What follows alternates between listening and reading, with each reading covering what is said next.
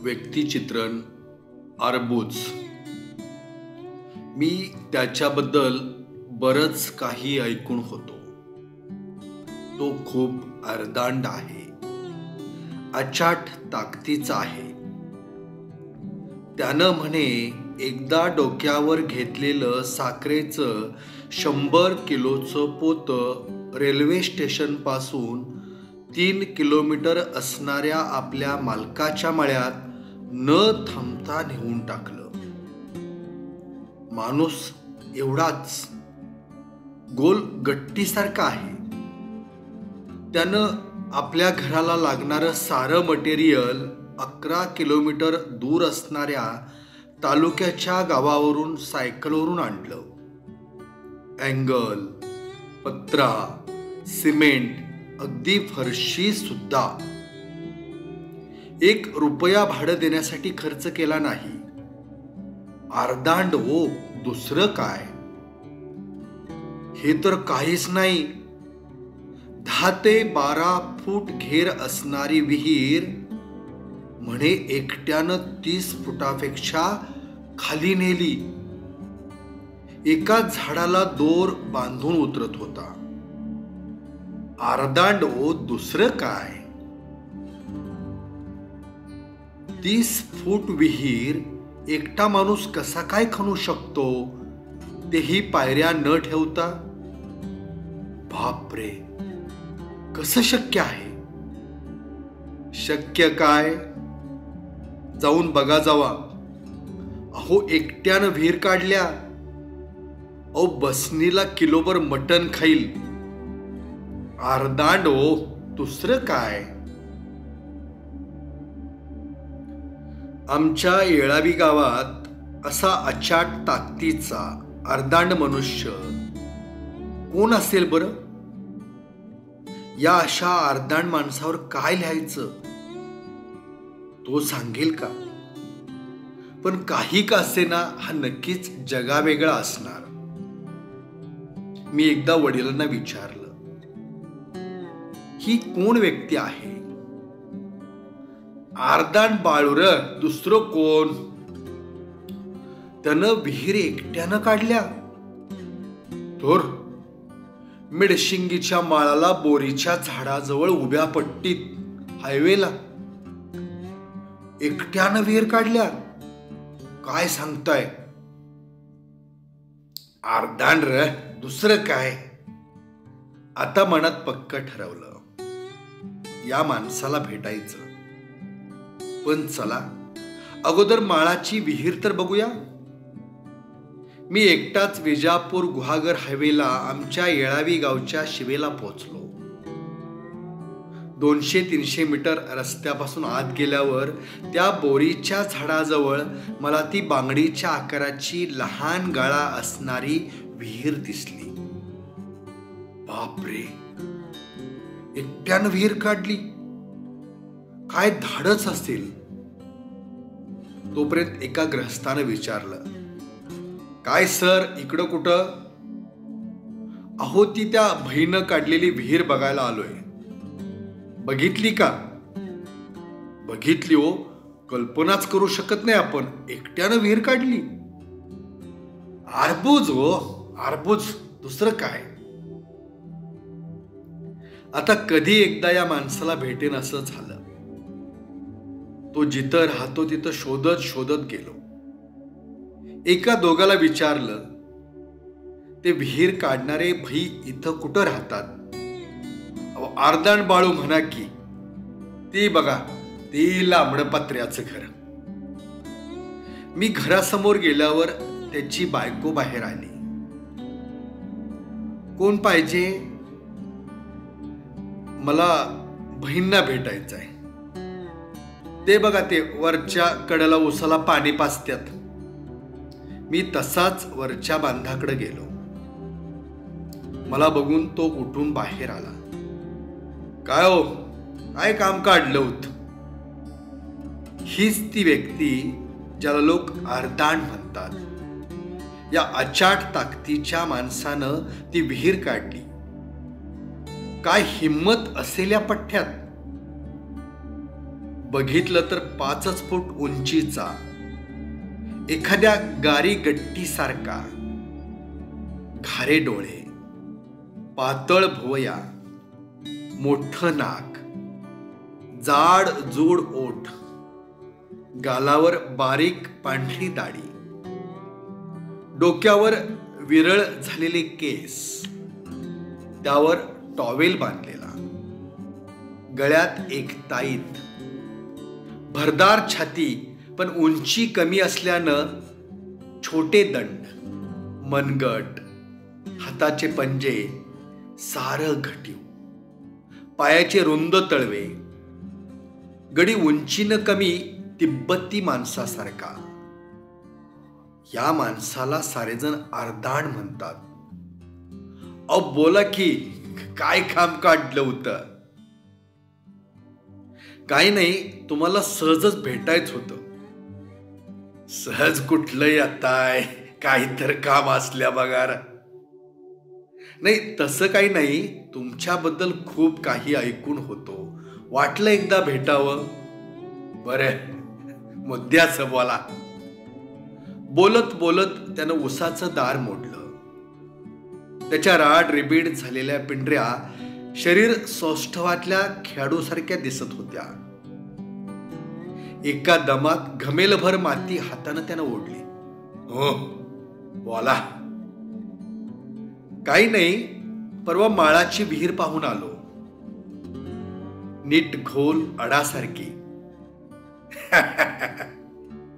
तो हसला. थांबा, मोटार बंद करून आलो. हाच तो पाटमोरा गुलाब हुसेन फालदार, यालाच अर्धांड बाळू म्हणतात. खरं तर याची बातमी वर्तमानपत्रात यायला हवी होती. एखाद्या न्यूज चॅनलने याची दखल घ्यायला हवी होती. किती युनिक काम केलं यानं. किती धाडस असेल या माणसात.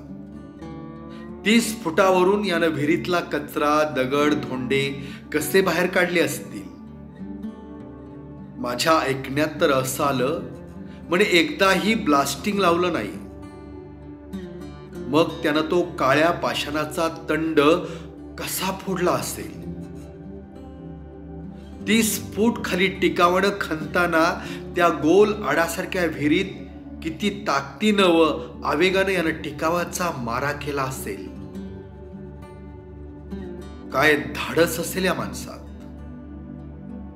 वरून एखादा दगड पडला तर. त्याच्याकडे पाहत पाहत मला ते बिहारचे दशरथ मानशी आठवले. एकट्याने डोंगर फोडून रस्ता केला, कितीतरी किलोमीटरचा. रस्ता त्यांच्यामुळे वाचला.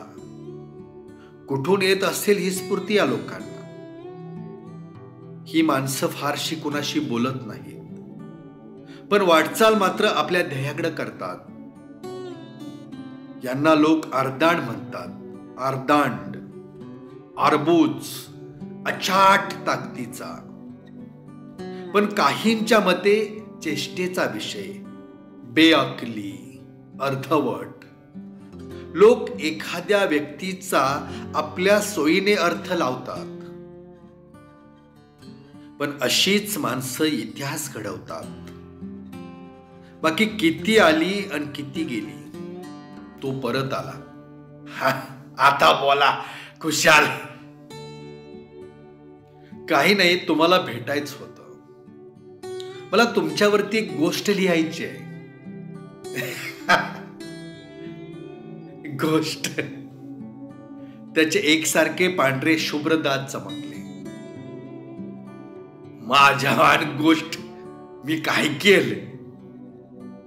अहो, तुम्ही एकट्याने विहीर काढली. कुठं कर्ज पाणी उराव करता. त्या झोंबाटे मला जमायच्या नाहीत. पाडली आपली एकल्यानंच. विहिरीत उतरताना चढताना तुम्हाला भीती वाटली नाही? ती कसली असत्या? अभिऊन चालते हुई. हिम्मत है मर्दा तो मदत दे खुदा. ब्याच काय त्याला. हे वडणी आणली पलसाजनं 2 बारड्या. बोराच्या झाडाला एकदा चावर तिडा घातला की सुटल कुठला. त्याला धरून उतरायचं आणि डोसक्यावर पाठी घेऊन पाठीला हात न लावता वर चढत होतो. उतरायला आणि वर चढायला आपला चंपा बसेल एवढी खाच मारली होती आणि वडणीला गाठी मारल्या होत्या. उतरायचं, पाठी भरायची आणि वर चढायचं. तवाच घेरापुरा करत आलो. पुन्हा पुन्हा बायकून बी मदत केली. 30 फुटापात्र गेलो. अहो माणसं तोंडात बोट घालायची, चाट म्हणायची. टाक जा डबर मजवून म्हणायची. बरं मी एकडाव मनात घेतलं, त्यात उभ्या जन्मात माघार नाही तुम्हाला सांगतो. एकडाव शिरटकर अन्नाची साखरेची पोती स्टेशनवरनं मळ्यातल्या घरात टाकायची शरत लागलेली. आता ही गोष्ट असेल बघा 80 सालाची. तेव्हा मे बी ऐन ताणीत होतो. एक डाव पोत डोसक्यावर घेतले, ती घरात आणून टाकोस तर हो का चो नाही. लय जणासनी वाटत होतं कुठलं ह्याला कडवर रेटतय. म्या बहादर कटवलं शेवटा पातूर. अण्णाने त्या टायमाला टावेल टोपी आणि 51 रुपयाचं बक्षीस दिलं होतं. बरं आता तो काळ गेला. 50 किलोला गडी कुताय लागली ती. लय जणांचा रोजगार केलाय आणि नेमणीच्या माळाला स्कीमचं पाणी फिरल्यावर हे हिरीचं खूळ माझ्या डोसक्यात घुसलं. पण म्या बी पाणी लागल्या बघा थांबलो नाही. मस्त तंडच्या तंड लागलं, टोळच्या टोळ. बरं चेंबोळ्या केल्या, बुक्का पाडला. अहो आपल्या रानात आपण नाही राबायचं तर कोण राबणार. तो सांगत होता व मी डोक्यात सारं साठवून ठेवत होतो. किती आत्मविश्वास होता त्याच्या बोलण्यात. याचं वय आता किमान 60च्या वर असेल. याच्या तरुणपणात हा कसा दिसत असेल, याच्या अंगात किती ताकद असेल. याला लहान वयात वेट लिफ्टिंग शिकवलं असतं तर यानं देशाला एखादं पदक नक्की मिळवून दिलं असतं. पण याला वेट लिफ्टिंग हा शब्द तर माहीत असेल का. अशी अर्धांड अचाट ताकदीची मुलं होती व आहेत. त्यांचा शोध घेतला तर तो ऑलिम्पिक मध्ये वजन उचलतोय, पाठीमाग तिरंगा, राष्ट्रगीताची धून. अंगावर शहारे आले. मी भानावर आलो. काय विचार करताय, चला चहा घेऊया. तुम्ही माझ्यावर गोष्ट लिहणार म्हटल्यावर मला हसूच या लागले. तो माझ्या पुढं पुढं चालत होता. त्याचं चालणं वशिंड हलवत चालणाऱ्या ताकदवर बैलासारखं होतं. अहो या घर तर बघा.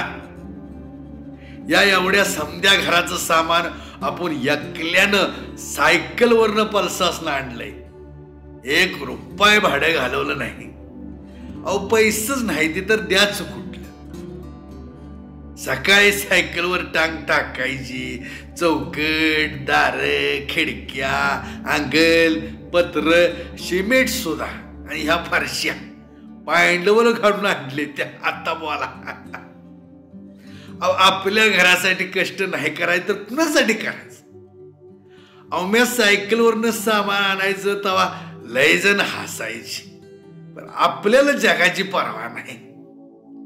चांगल्याला बी हसते ती आणि वाईटाला बी हसते ती. जगाच्या तोंडाला कुठं हात लावता. आपलं काम बघा, हाती चले बाजार असं आहे. आणि तुम्हाला सांगतो अजून 100 किलोचं पोत पाटकुळीव घेईन. आता बोला. त्याचं वय 60च्या पुढं होतं, पण चेहऱ्यावर एकही सुरकुती दिसत नव्हती. पहिल्यांदा पाहणारा त्याच्या वयाचा अंदाज करताना 45-50 पर्यंतच करेल असा हा गुलाब हुसेन भालदार. सारीजण त्याला अर्धांड बाळू म्हणायचे. आज त्यानं आपला जीवनपट माझ्या पुढे उलगडला होता. त्याच्यातली हिंमत ऐकत राहावी अशी होती. या जिद्दी माणसाची ही गोष्ट.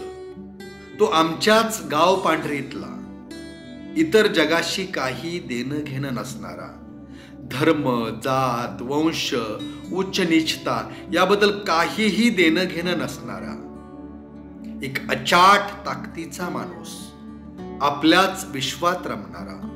आपला मळा, घर याशिवाय बाह्य जगाशी त्याला काही एक देणं घेणं नव्हतं. मी तुमच्यावर एक गोष्ट लिहिणार आहे म्हटलं त्याला काहीच वाटलं नाही. सहजपणे बोलत गेला. चहा घेताना तो एकटाच हसला. भाई, लोक तुम्हाला अर्धांड म्हणतात, अर्बोज म्हणतात. आव हायच आपण अर्धांड आणि अर्बोज. धन्यवाद.